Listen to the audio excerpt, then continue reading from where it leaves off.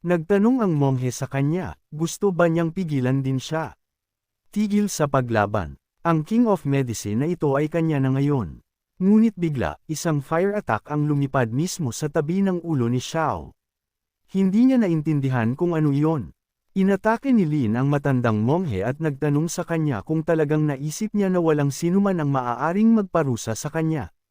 Ang monghe, nakikita ang kanyang mukha sa harap niya, ay naramdaman na ang lakas sa kamao ng lalaki na ito ay nakakatakot, at tila pa sa kanya na lumampas ito sa mga limitasyon ng Valley of the King of Medicines. Hindi lamang huminto si Lin doon at iniposisyon ang kanyang palo upang ang kanyang kamao ay tumusok lamang sa dibdib ng matandang monghe. Ang palo ay napakalakas at makapangyarihan na ang monghe ay simpleng itinapon sa mga kailaliman ng gubat.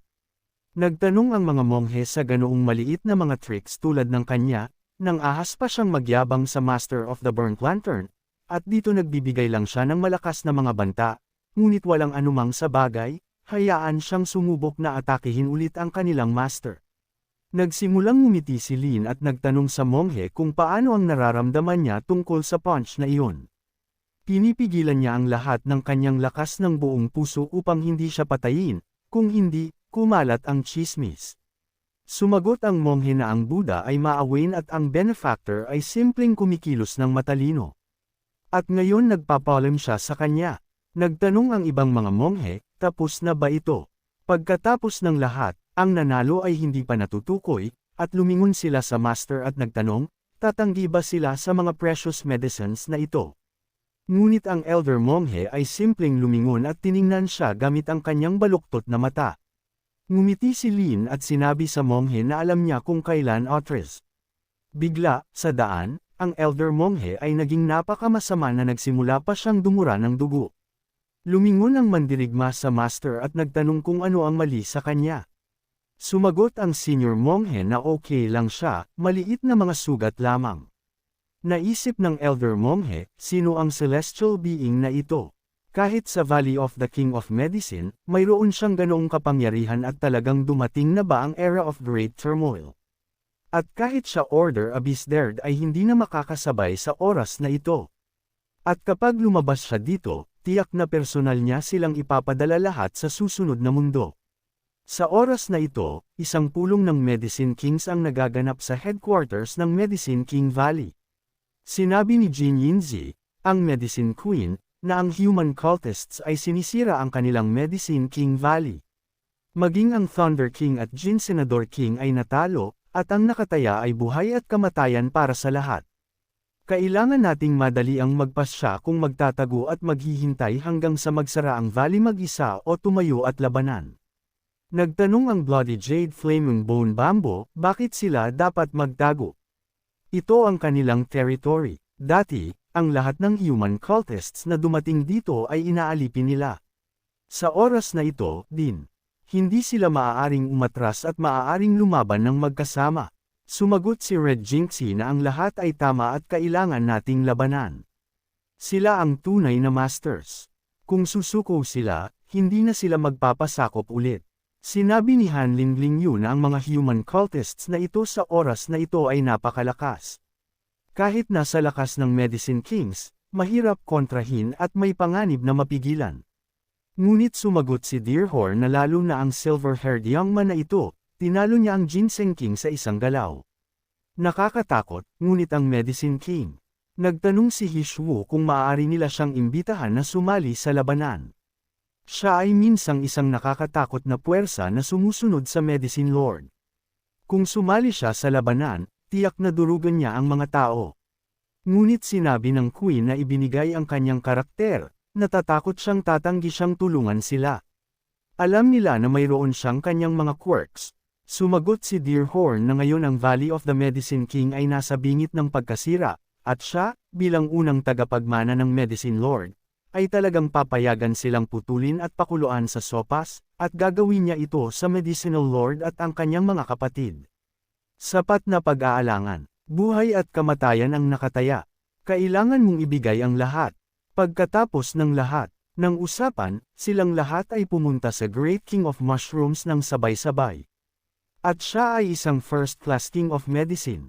Lumapit ang Queen sa Great King of Mushrooms at yumuko at hiniling sa kanya na iligtas ang Valley of the King of Medicines. At hiniling nila sa kanya na gumising.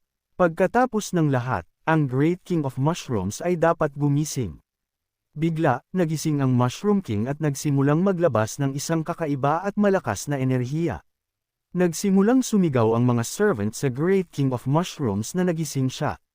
Ngunit natakot ang King of Mushrooms at agad na nagtago sa likod ng isang puno. Sinabi ng Mushroom King na hindi sila dapat lumapit. Kung mayroong isang bagay na sasabihin, pagkatapos hayaan silang sabihin ito mula doon. Sumagot ang Queen na humihingi siya ng kapatawaran, at nakita niya na ang Great King of Mushrooms ay mayroong isang sociophobic karakter.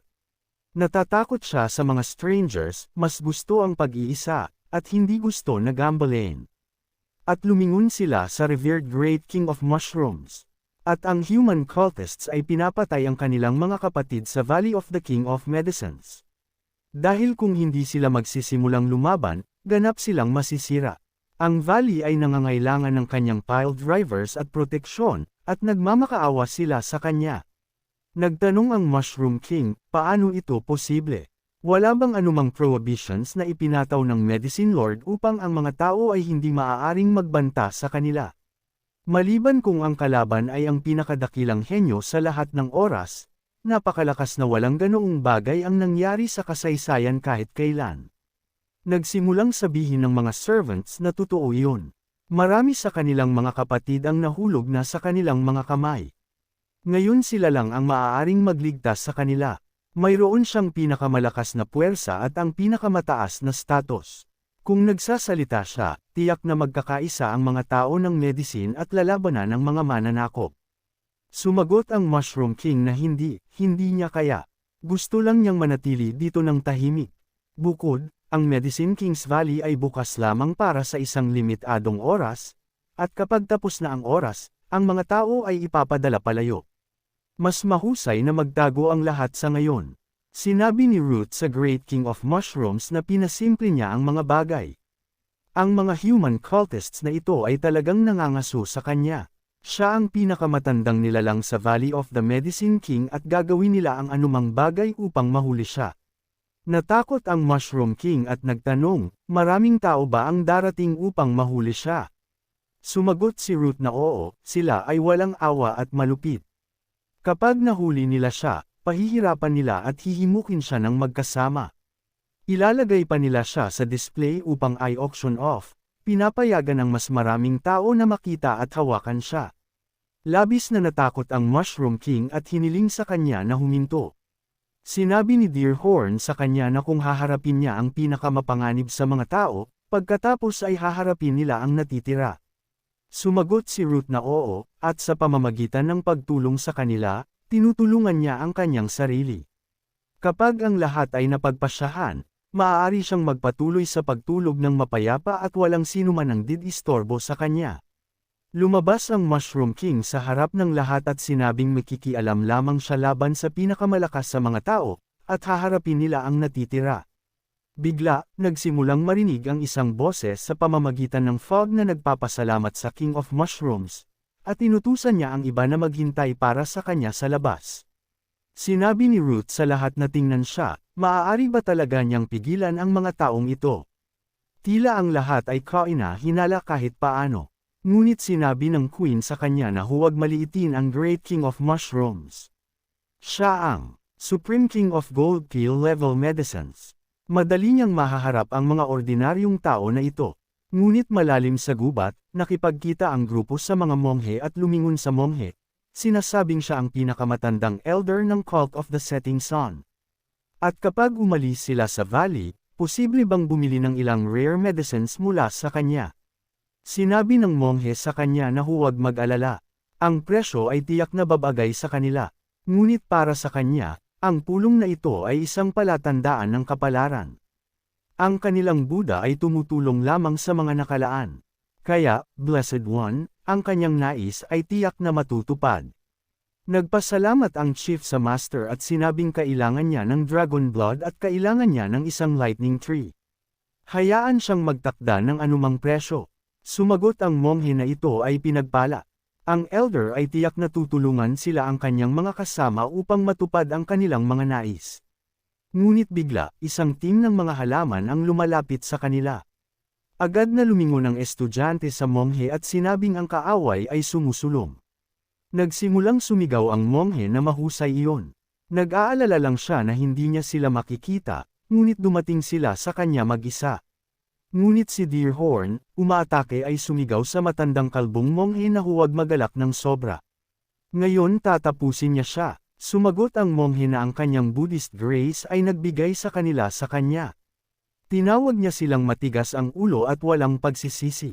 At ngayon ang matandang monghe ay magpapalaya sa kanilang mga kaluluwa. Ngunit si Deerhorn ay hindi na natakot sa anumang bagay at sumigaw sa matandang kalbong monghe na tanggapin ang kanyang kamatayan. Sa panahon ng pagsabog, ginamit ng monghe ang kanyang protective shell at nanatiling ligtas at walang pinsala. Labis na nagulat si Ruth at sinabing ito ay isang malakas na depensa. Alam ng matandang monghe na ito ay isang Great Demon King. Mayroon ba talagang isang malakas na Demon Cultivator na nagtatago sa Valley of the King of Herbs? Lumingon si Ruth sa gilid at hindi na nakita ang King of Mushrooms sa tabi niya.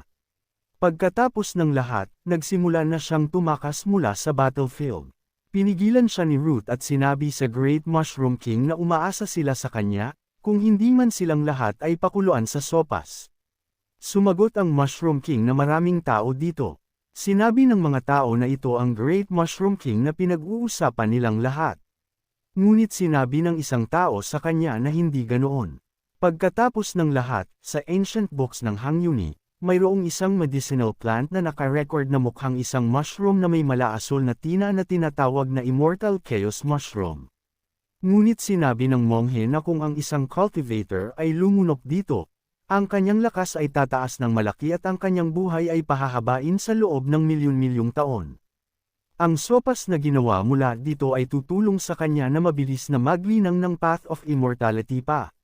Sumagot ang mga monghe na ito ay tiyak dahil ang matandang monghe ay taos puso at ito ang humipo sa Buddha. Ang kaliwanagan at immortality ay nasa paligid lamang ng sulok. Tinipon ng monghe ang lahat ng kanyang kapangyarihan gamit ang isang kamay at sumigaw habang umaatake, sinasabing ang ancient herbal mushroom na ito ay nauugnay sa kanyang Buddha. Kaya siya, ang matandang monghe, ang kukuha muna nito. Ngunit pinaroda ng Mushroom King ang atake at sumagot na masyadong masama iyon. Bakit niya siya sinasaktan sa ulo? Ang mandirigma ay hindi lamang tumayo sa tabi at sinabing ang mushroom na ito ay isang golden egg ng level of perfection, ang pinakamataas sa pinakamataas, ang Great King of Herbs. Sinabi ng monghe na ito rin ay isang produkto ng kasamaan at ang mandirigma ay hindi dapat manggahas na kumilos ng ganoon kawala ingat. Nakita ni Ruth ito, nagsimulang sumigaw sa Great Mushroom King na aagawin nila siya at ilalagay sa auction. Ngunit sumagot ang Mushroom King na hindi niya papayagan ang kanilang paraan at ang kanyang katawan ay hindi matatalo bilang isang diamante at hindi man nila magagawa iyon. Sinubukan ng monghe na gamitin ang lahat ng kanyang lakas upang makuha ito. Ngunit ang mushroom ay tumalon lamang sa kanya at pinigilan siya gamit ang kanyang enerhiya. Ang Mushroom King ay tumalon lamang sa katawan ng monghe at sinabing sasaksakin niya siya sa ulo. Sumagot ang monghe na sila ang produkto ng kasamaan at hayaan siyang manggahas na itaas ito. Ngunit bigla, lioness mula sa gubat ang pumapalibot sa kanya, hinawakan siya sa bawat limbs. Naintindihan ng monghe na nagmamadali silang patayin siya upang hindi mapahiya sa publiko ng ilang walang kabuluhan na mushroom. Paano niya pagkatapos tuturuan ang mga tao?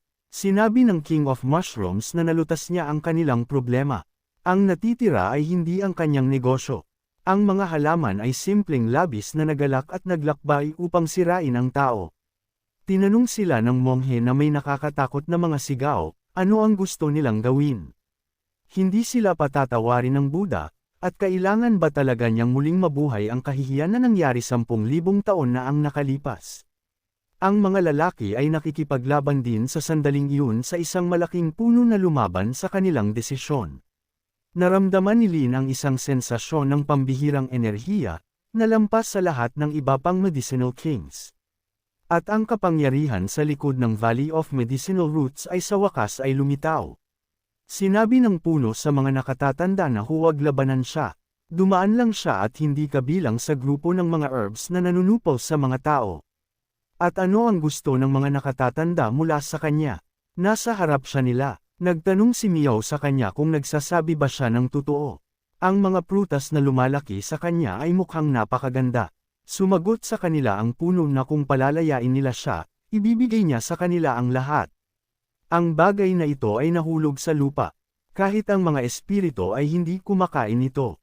Hayaan silang kunin ang lahat para sa kanilang mga sarili. Sinabi ni DK Miss na ito ang prutas ng star energy ng langit. Kung kukunin mo ito, maaari mong dagdagan ang kapangyarihan ng star energy, na napakabuti para sa kanyang katawan. Sinabi ni Dee na nang hinalughog nila ang lahat ng Gongjo kasama ang Path Cult, hindi sila nakakita ng isang bakas ng immortal fruit na ito. At ngayon bigla silang nakakuha ng ilang dosina ng sabay-sabay. Isang tunay na malaking swerte. Like, comment, share, and subscribe naman dyan mga ito go. Maraming salamat po.